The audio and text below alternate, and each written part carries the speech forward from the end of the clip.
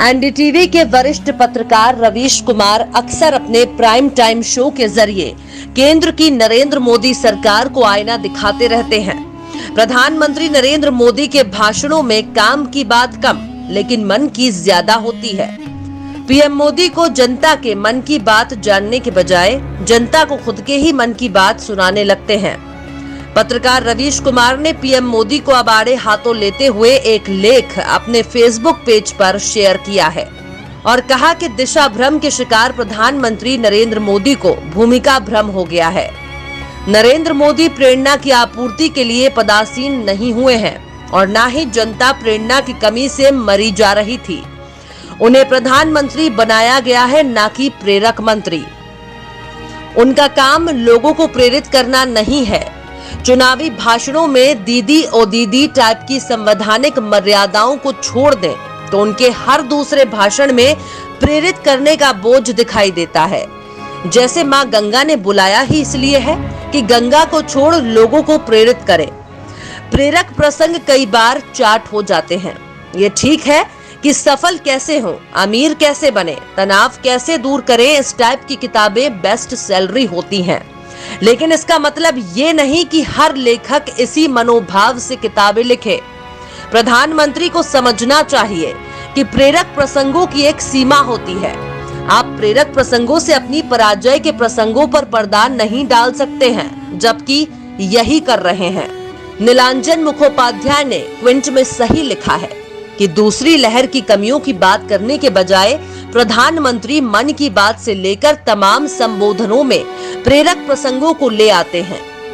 दिल्ली और गोवा के ही अस्पताल में ऑक्सीजन के नहीं होने से 100 से अधिक लोग मर गए, तड़प कर मर गए। इसके लिए स्वास्थ्य मंत्री से बात करते तो लोगों को ज्यादा प्रेरणा मिलती। तब आप खुद भी बताते कि आप क्या कर रहे थे। इसकी जगह ऑक्सीजन ट्रक के ड्राइवर और पायलट से बात कर जबरन प्रेरक प्रसंग ना बनाएं। ऐसे लाखों लोग काम कर रहे थे सिवाय आपको छोड़कर। मैं ये बात क्यों कर रहा हूँ? काश इस बात को ऑडिट करने को मिल जाता कि दूसरी लहर के दौरान प्रधानमंत्री ने जितने संबोधन किए हैं, मन की बात की रिकॉर्डिंग की है, उसके लिए उन्होंने कितना समय दिया। मन की बात के लिए क्या कोई अलग टीम है? उसकी रिकॉर्डिंग कहाँ होती है? कितना खर्च आता है? ये दुनिया का पहला रेडियो कार्यक्रम है जिसे न्यूज चैनलों पर प्रसारित किया जाता है। वैसे कोई न्यूज चैनल खुद से तो मन की बात प्रसारण नहीं करता।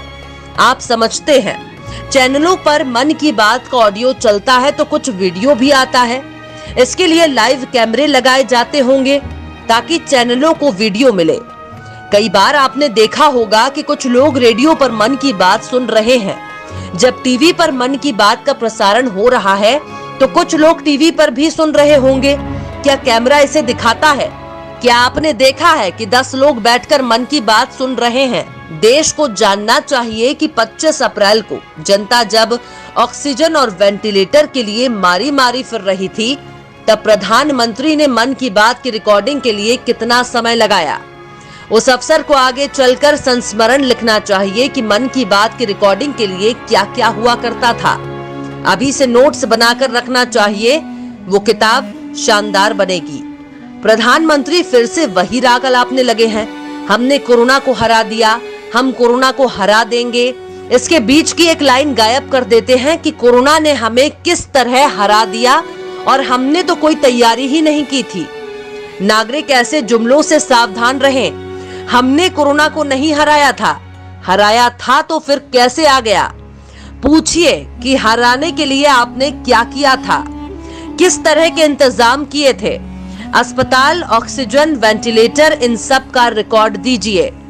पीएम केयर्स से वेंटिलेटर की सप्लाई तो हुई थी, जिसके घटिया होने की तमाम खबरें आई हैं। प्रधानमंत्री को ऐसे वेंटिलेटर की सप्लाई करने वालों के साथ मन की बात करनी चाहिए कि आपने जो घटिया वेंटिलेटर की सप्लाई की है, उसकी कमाई का चंदा किस किस पार्टी को देने वाले हैं। सबको पता है कि भारत ने 1 साल के दौरान कोई तैयारी नहीं की थी।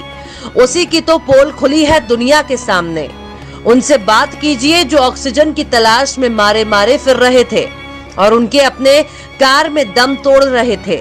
ऑक्सीजन ट्रक के ड्राइवर से बात करने का क्या मतलब है? मन की बात सुनकर लगता है कि देश के प्रधानमंत्री नहीं, नैतिक शिक्षा की कक्षा के मास्टर बोल रहे हैं, वो भी सारी बातें गलत या सच से भागती हुई। प्रेरक प्रसंगों से संघ की शाखा में टाइम कट सकता है। देश का काम नहीं होता है। देश का काम होता है सिस्टम बनाने और उसे चलने देने से, तैयारियों से। प्रेरक प्रसंगों से अगर प्रेरित ही होना होता तो देश के सारे बच्चे स्विमिंग पूल छोड़कर चंबल नदी में तैरने चले जाते और मगरमच्छ की पूंछ पकड़ रहे होते।